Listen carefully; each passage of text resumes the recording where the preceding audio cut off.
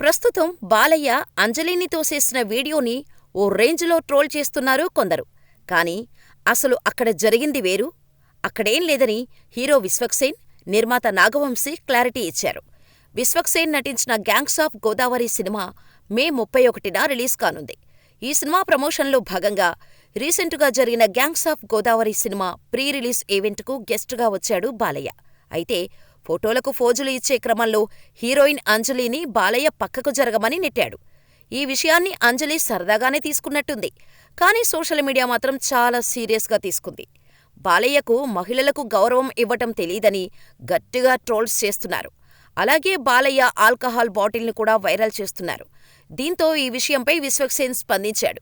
ఈవెంట్లో జరిగింది వేరు, సోషల్ మీడియాలో చూపించేది వేరు. దాని ముందు వెనుక కట్ చేసి వైరల్ చేస్తున్నారు. బాలయ్య ఎప్పుడూ అందరితో సరదాగా ఉంటారు. ఆయనపై ట్రోల్స్ ఆపండి అని విశ్వక్ తెలిపాడు. నాగవంశీ మాట్లాడుతూ అసలు అక్కడ ఏం లేదు, ఆ బాటిల్ని సీజీలో యాడ్ చేశారని చెప్పుకొచ్చాడు. ఇక విశ్వక్సేన్ నటనపై సాలిడ్ స్టేట్మెంట్ ఇచ్చాడు నాగవంశీ. 5 ఏళ్లలో విశ్వక్సేన్ నటన ట్రైలర్ అయితే గ్యాంగ్స్ ఆఫ్ గోదావరిలో విశ్వరూపం చూపిస్తాడని అన్నాడు. కృష్ణ చైతన్య దర్శకత్వం వహించిన ఈ సినిమాలో ఊరమాసుగా కనిపిస్తున్నాడు విశ్వక్. నేహా శెట్టి హీరోయిన్గా నటించిన ఈ సినిమాలో అంజలి ముఖ్య పాత్ర పోషించింది.